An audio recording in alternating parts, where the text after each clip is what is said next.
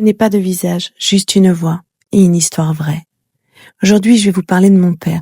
Et pour parler de mon père, il faut d'abord comprendre d'où il venait. Parce qu'on ne devient pas comme ça par hasard.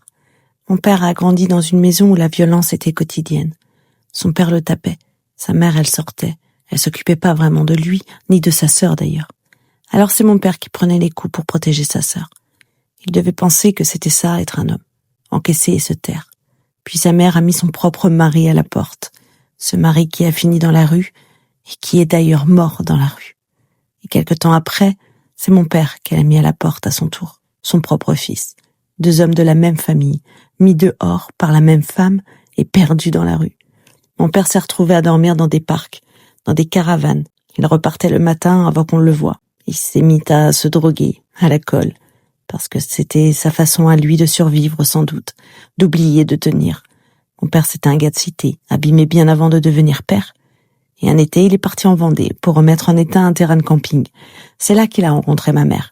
2 personnes abîmées qui se sont trouvées, sans vraiment savoir ce qu'elles portaient chacune. Je l'aimais, mon père, vraiment. Nos moments ensemble, c'était les bars, les PMU le samedi matin. Je le suivais, petite fille qui traîne dans les bars avec son père. C'était ça notre truc à nous.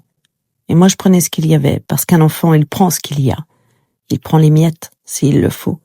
Et il en est heureux, parce que c'est tout ce qu'il connaît. Et il y a cette phrase que maman disait souvent. Vous allez voir votre père quand il va rentrer. Et on attendait, dans la peur, en sachant ce qui allait arriver. Ma mère lui déléguait les punitions. Et nous, on grandissait avec cette boule au ventre, avant même qu'il franchisse la porte. Mon père, c'était celui qui réprimandait, celui qui punissait. Je me souviens des fessées nues, du chausson, des claquettes de piscine, et de maman qui nous tenait les mains pendant qu'on hurlait. Et après, c'était du silence, parce qu'on n'en parlait pas. On avait mérité. C'était ce qu'on croyait, c'est ce qu'on nous faisait comprendre. Aujourd'hui, je me demande vraiment comment on peut faire ça à un enfant. Mais à l'époque, c'était normal pour nous. On normalisait des choses qui étaient anormales, parce que c'est tout ce qu'on connaissait. Quand on grandit dedans, on croit que c'est comme ça dans toutes les familles. Aucun enfant ne mérite ça. Ni vous, ni moi, ni personne.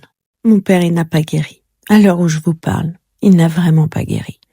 Aujourd'hui, j'ai pris mes distances. Je le vois, c'est bien. Je le vois pas, c'est pas grave non plus. Je vous raconterai dans d'autres épisodes comment cette relation a évolué.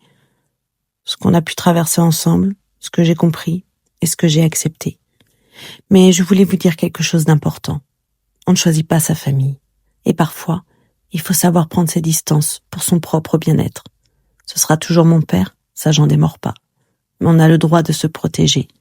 On a le droit de choisir ce qui nous fait du bien et de s'éloigner de ce qui nous fait du mal, même quand c'est quelqu'un qu'on aime. Ça, j'ai mis du temps à le comprendre, mais aujourd'hui je le sais. Et si vous vivez quelque chose de similaire, sachez que vous avez ce droit là aussi.